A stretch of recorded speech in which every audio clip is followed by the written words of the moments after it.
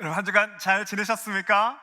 네, 보고 싶었습니다. 여러분 많이 보고 싶었습니다. 참 좋으신 하나님의 평강과 은총이 오늘 예배 자리에 나오신 모든 성도 여러분과 여러분의 가정에 그리고 삶의 자리자리에 충만하게 임하시기를 주님의 이름으로 축복합니다.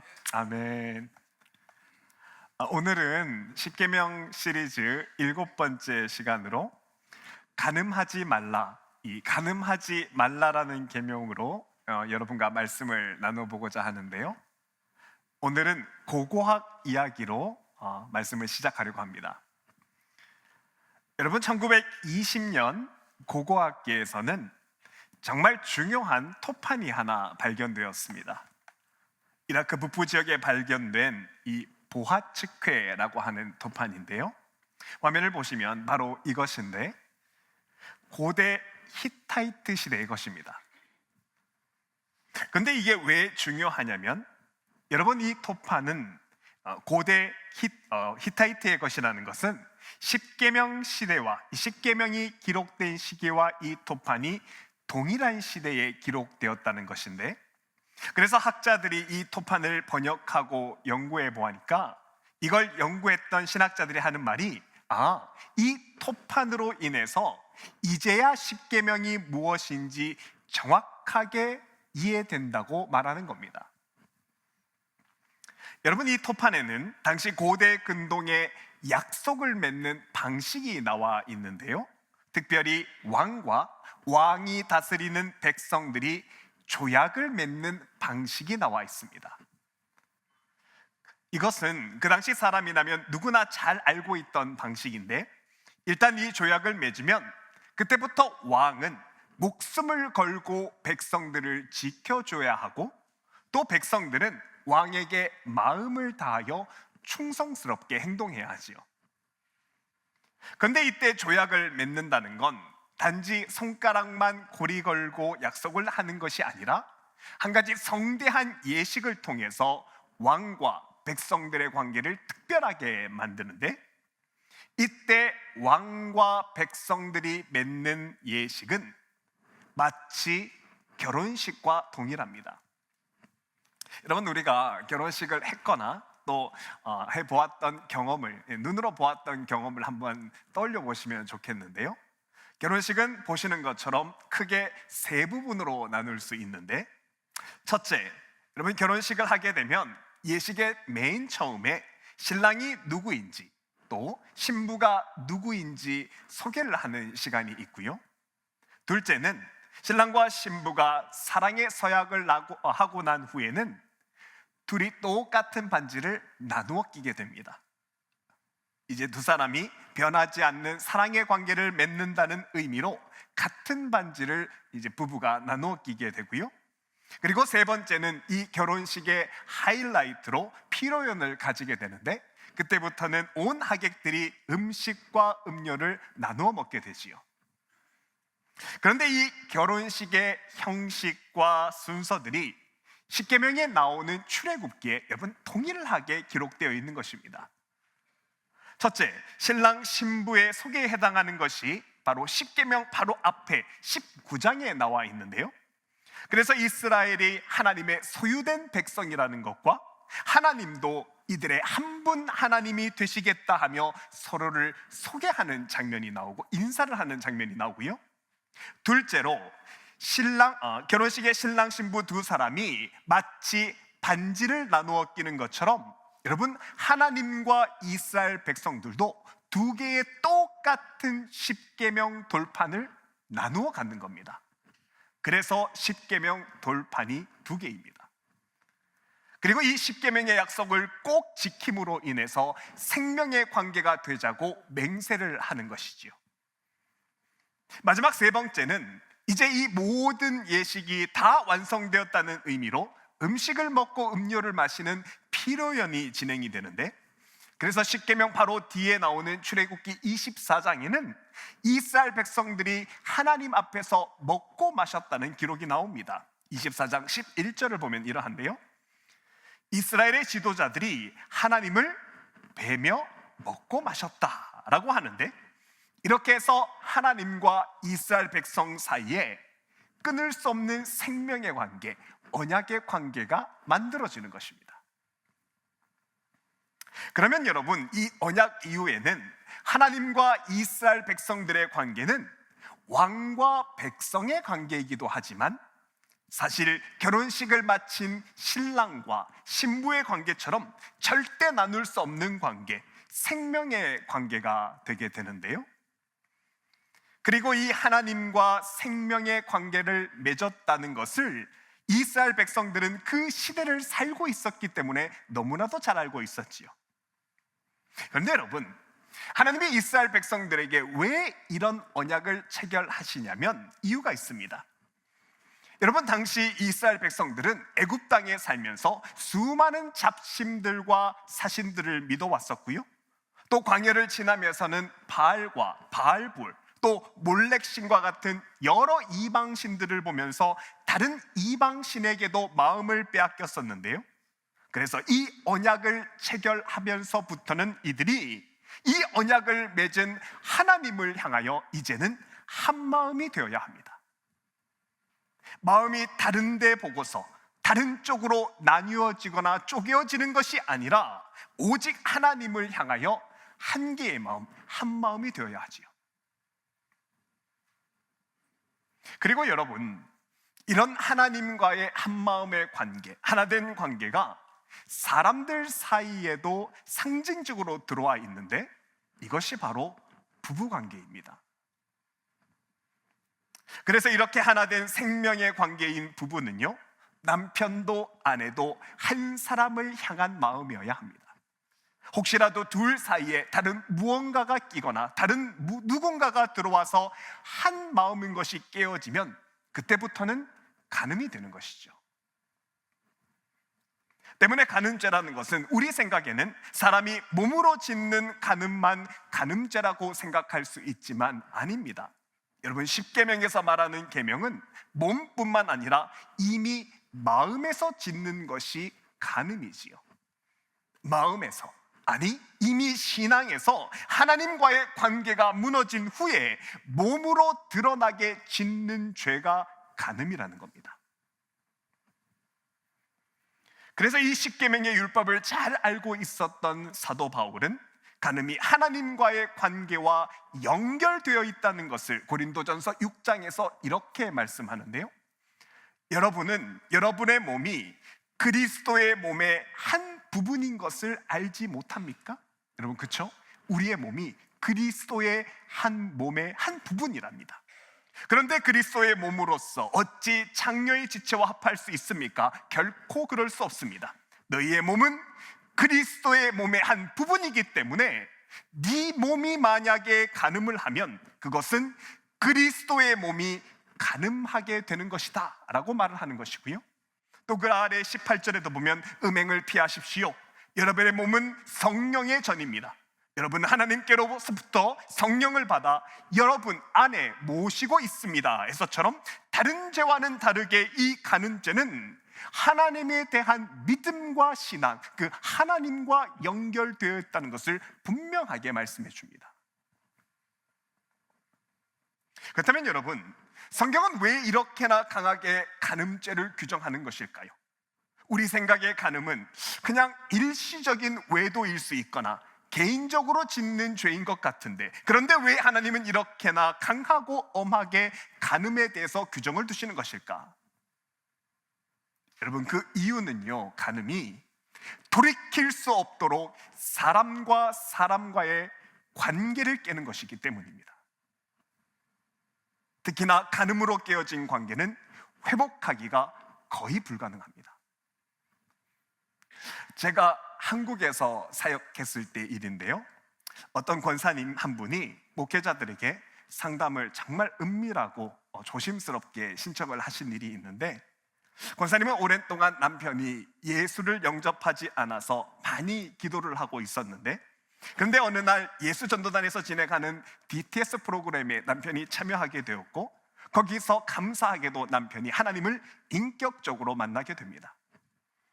근데 문제는 인격적으로 예수님을 만난 후에 이 남편이 권사님에게 그동안 꼭꼭 숨겨두었던 자신의 죄 하나를 털어놓게 되는데, 자기가 예전에는 예수님을 알기 전에는 몰랐는데 예수를 믿고 나니까 이게 죄인 것을 알겠더라 하면서 비밀을 하나 말해 주었는데요, 서울 외곽에 아내 몰래 젊은 여자와 살림을 차렸답니다. 그것도 둘 사이에 남자 애까지 낳았고, 그래서 매달 아이에게 양육비도 대주었다라는 것이지요.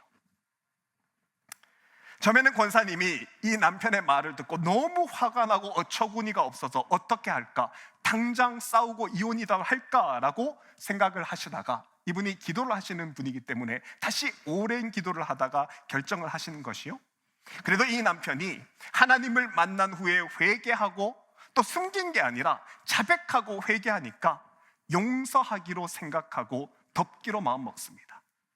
그리고 이후에 권사님이 큰 맘 먹고 남편이 외도로 나온 그 남자아이까지 자기 아들로 입양을 했지요. 그리고 이 일이 다 순조롭게 넘어가는 듯 했는데요, 그런데 권사님이 오랜 시간이 지난 후에 다시 찾아와서는 자기 남편이 너무나도 불쌍하다고 오히려 하소연하는 겁니다. 남편이 그 이후로는 집에서 새벽같이 나갔다가 밤 늦게나 들어오는데, 왜 이렇게 새벽같이 나갔다가 밤 늦게 들어오는지 보니까 자식들 눈총 때문에 그렇답니다. 아버지에게 실망한 자식들이요, 그 후로부터는 남편만 보면은 눈길을 돌린답니다. 아버지가 무슨 말을 해도 전혀 귀담아 듣지 않고, 훈계를 해도 아버지의 권위가 이미 땅에 떨어졌기 때문에 듣지를 않고 그 말을 다 무시하는데, 이 모습을 보고 있자니 너무나도 불쌍해서 눈뜨고 볼 수 없다는 하소연을 하는 것이지요. 여러분, 이게 보여주는 것이 뭐냐면, 여러분, 다른 죄와 다르게 간음죄는요, 용서를 받을 수는 있지만 관계는 다 깨어집니다. 존경과 신뢰가 산산조각 나는 것이죠. 그리고 배우자나 자녀가 받은 상처는 다시 돌이키는 게 거의 불가능한 게 바로 이 간음죄의 무서움입니다. 그래서 여러분, 최근에 2020년도 이후에 발표된 외도에 관련된 연구 결과를 보면, 미국의 경우에는 남자가 외도할 경우에는 50% 이상이 이혼을 당한 후에 가족들에게 버림을 받고요, 또 한국의 경우는 85% 이상의 가정이 이혼하여 깨지고, 특히나 남자는 자녀들에게 버림받더라라는 연구 결과를 보입니다. 혹시라도 이 말을 듣고 어떤 분들은 그러면 아내에게 말하지 않으면 되지 않겠냐, 들키지 않으면 되지 않겠냐라고 생각할 수도 있지만, 여러분, 이런 분들께 참 죄송하지만, 여러분, 사탄은요, 사람이 간음죄를 한참 지을 때는 가만히 내버려 둡니다. 가만히 두었다가 언제요? 한 번에 치면 그 사람이 단번에 날아갈 때까지 타이밍을 기다렸다가 다시는 그 사람이 신앙적으로나 관계적으로 일어서지 못하게 하는 게 사탄이라는 거 기억하셔야 합니다. 사실 이 간음죄가 단지 개인적인 죄가 아니라 사람과의 관계와 심지어 사회 공동체까지 해친다는 것은 이미 여러 연구에서도 증명이 되었는데요, 여러분께서도 아실 것 같은데 20세기 초에 프로이트라는 학자가 사람의 성욕구는 막을 수 없다는 주장을 한 적이 있습니다. 그러면서 인간의 문명과 문화는 성적 욕구를 억압한 결과이다라고 주장한 적이 있는데요, 그러자 영국의 학자 조셉 어윈이라는 학자가 실제로 이 주장이 맞는 것인지 이 주장을 하나하나 따져보면서 증명을 하기 시작합니다. 여러분, 이 어윈이라는 학자는 인류학 분야에서 학계 최고의 학자라는 명성을 가진 학자인데요, 그리고 그 결과를 영국 캠브리지와 옥스퍼드 대학에서 섹스 앤 컬처라는 책으로 출간하게 됩니다.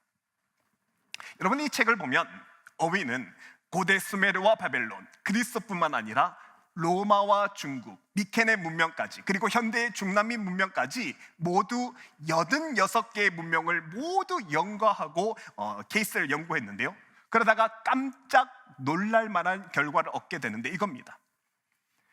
어느 문명, 어느 공동체를 망면하고 간음죄가 허용되거나 그냥 덮어지는 사회는 단 2세대가 지나면 그 문명은 예외 없이 다 사라진다는 것입니다. 하나의 예외 없이 간음죄, 이 성적인 죄가 만연한 죄는 사회는 다 멸망하더라는 것이지요. 근데 여러분, 이 조셉 언위는요, 놀랍게도 크리스찬이 아닙니다. 이 크리스찬이 아닌 그가 연구한 발표 끝에 결론은 어떻게 내냐면, 한 사람의 남자가 한 사람의 여자를 아끼고 사랑할 때 그 사회의 문화와 경제가 가장 크게 발전하더라라는 연구 결과를 발표합니다. 여러분, 이것은 하나님이 인간을 창조하실 때 한 배우자에 대해서 오직 한 마음이도록 창조하셨다, 이것이 지켜질 때 가장 안정적이다는 그 결과를, 그 사실을 문명의 역사 속에서도 쉽게 발견했다라는 것이 언윈의 연구 결과입니다.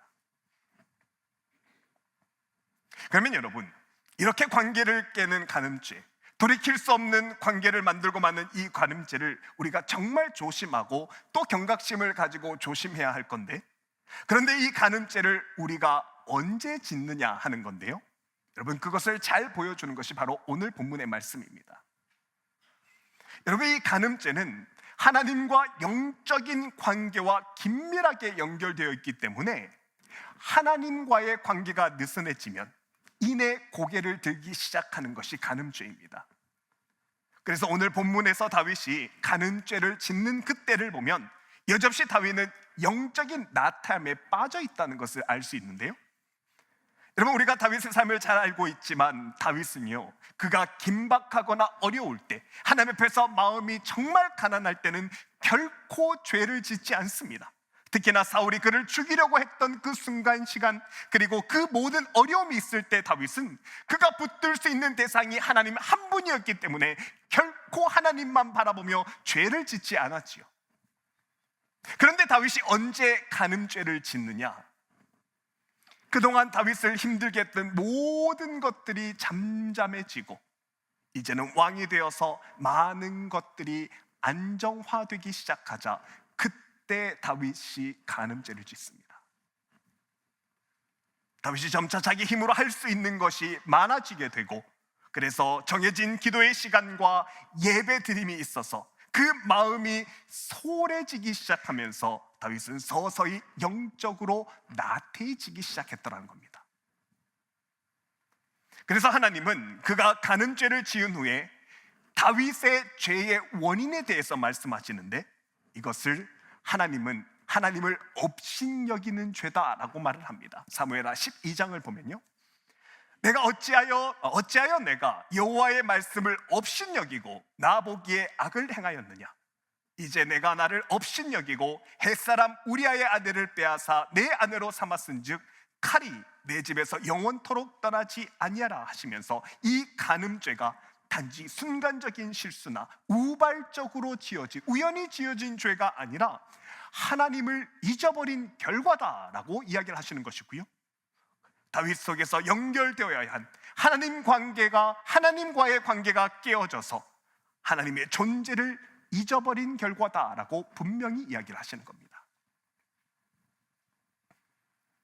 여러분, 이 간음죄가 정말 무서운 것은, 여러분의 다윗의 이 죄는 단지 간음죄에서만 끝나는 것이 아니라 자신이 죄를 숨기기 위해서, 이 간음했던 것을 숨기기 위해서 살인을 교사하게 되는데요, 오늘 본문 뒤에 사무엘하 11장 15절을 보면 이러합니다. 다윗은 그 편지에 다음과 같이 썼다. 너희는 우리아를 전투가 가장 치열한 전선으로 앞세우고 나아가다가 너희만 그의 뒤에 물러나서 우리아만 맞아서 죽게 하여라. 전쟁터에 다 같이 나간 다음에 우리아만 앞세우고 모든 사람을 뺀 다음에 이렇게 얘기합니다. 우리아만 맞아 죽게 하여라. 여러분, 정말 무섭지 않습니까? 분명히 다윗은 주님, 내 입술의 말과 마음의 작은 묵상까지도 하나님께 연락되기를 바란다, 그렇게 고백하며 누구보다도 진실하게, 누구보다도 정직하게 하나님 앞에서 살아왔던 사람이 다윗입니다. 그런데 이래 영적인 나태함으로 시작된 이 죄, 기도 생활과 하나님 말씀을 멀리하고 예배를 느슨하게 생각하는, 어쩌면 아무것도 아닌 것처럼 보이는 이 기본 생활이 무너짐을 통해서 다윗은 이런 말을 하게 됩니다. 너희는 우리야만 맞아 죽게 하여라. 그리고 특히나 이 간음죄 이후에 다윗은 그 후에도 아들 압살롬뿐만 아니라 다윗이 범했던 밧세바의 친할아버지자 자신의 가장 친했던 친복인 아히도벨에 의해서 모반을 당하게 됩니다. 그래서 나라가 큰 위기를 겪게 되기까지 하지요. 여러분, 이것이 바로 간음죄의 무서움입니다. 이 죄는요, 한번 믿는 자의 마음에 발을 들이면 결코 그냥 나가지 않습니다. 흙이 묻은 발로 집안에 들어와서 완전히 그 발로 온 집안을 다 휘젓고 다 뒤집어 놓은 후에 꼭 한 사람의 영혼을 죽이고 모든 관계들을 다 끊어내어 버립니다. 이것이 간음죄의 무서움이지요. 그래서 여러분, 우리 그리스도인들에게 기도와 우리가 지키고 있는 이 예배의 시간은요, 그리스도인들에게 영적 뼈대와 같은 아주 소중한 시간임을 기억하시길 바랍니다. 또한 우리 그리스도인들의 이 회개라는 것은 단지 예수를 처음 믿을 때 한 번 하는 것이 아닙니다. 예수를 믿으며 끊임없이 내가 작은 죄라도 노출되지 않도록 내 죄를 지켜야 하는 것이죠. 내 마음을 죄에서 지켜야 하는 것입니다. 그리고 이렇게 영적인 나태함과 교만이 행여나 음란죄와 살인죄로 연결되지 않도록 끊임없이 내 마음을 지켜나가는 것이 오늘 본문을 통해서 하나님이 우리에게 말씀해 주시는 믿음의 핵심 포인트라는 것이죠. 여러분, 그런 의미에서 그럼에도 불구하고 다윗이 정말 대단한 것은요, 다윗은 이 간음죄에 빠지셨지만 그럼에도 불구하고 하나님이 다윗을 변함없이 사랑하시는 데는 이유가 있습니다. 여러분, 다윗은요, 한 번 죄에서 돌아서면, 한 번 회개를 하면 다시는 같은 죄를 반복하지 않기 위해서 죽는 날까지 노력을 합니다. 열왕기상 1장을 보면 다윗의 이런 모습이 나오는데요, 이스라엘 사방 영토 내에 아리따운 처녀를 구하던 중 스넴 여자 아비삭을 얻어 다윗과 함께 데려왔으니 이 처녀는 심히 아름다워 그가 왕을 받들어 시중을 들었으나 왕이 잠자리는 같이 하지 아니하였더라. 여기에 보면 다윗이 노년에 자신의 시중을 들어줄 여인을 하나 옆에 두는데, 그런데 이 여인과는 잠자리를 함께하지 않았다고 하는데요, 왜 그런 줄 아십니까? 여러분, 다윗은 자신이 정욕죄에 약하다는 것을 정확하게 알고 있는 것입니다. 또 넘어질 수 있다는 것. 그래서 그는 예전에 내가 이 죄들을 회개했으니까 이제는 괜찮다, 이제는 괜찮겠지 하고 방심하는 것이 아니라 그의 평생에 또다시 죄를 지을 만한 그 환경 자체를 만들지를 않는 겁니다. 이것이 회개한 후에 다윗의 삶이며 태도였던 건데요, 이런 다윗을 통해서 하나님이 우리에게 말씀하시는 겁니다. 우리의 모습도 다윗처럼 내가 간음과 음란함에 약한 사람이라는 것을 인정하며 항상 기억하며 다시 죄된 모습으로 돌아가지 않기를 마음을 지켜, 신앙을 지켜 하나님 앞에서 한 마음이 되어라. 그리고 배우자를 위해서, 다른 사람을 위해서도 그 마음을 지켜라 라고 이야기를 하시는 것입니다. 사랑하는 여러분, 오늘 다윗이 지었던 죄, 밧세바를 병한 간음죄와 충신 우리아를 죽인 살인죄로 이어졌던 이 죄의 시작은요, 어쩌면 너무나도 아무것도 아닌 것 같은 영적인 나태함, 기도와 예배를 소중히 지키지 않은 너무나 사소한 것에서부터 시작되었다는 것, 여러분 꼭 기억하실 수 있기를 바랍니다. 그래서 이번 한 주간은 내가 바로 하나님께 대하여 다윗처럼 간음죄에, 음란함에 약한 사람이라는 것을 기억하고 또 알고 깨닫고 사실 수 있는 한 주간이 되시기를 바랍니다. 그리고 기도와 예배, 매일의 삶 속에서 하나님을 향한 기도와 예배 열심히 우리를 가장 강하게 하는 영적 뼈대라는 것 꼭 기억하실 수 있기를 바랍니다. 이 말씀을 마음에 새기며 살아가시는 저와 여러분에게 이번 한 주간도 하나님의 도우심과 인도하심이 가득하기를 주님의 이름으로 축복합니다.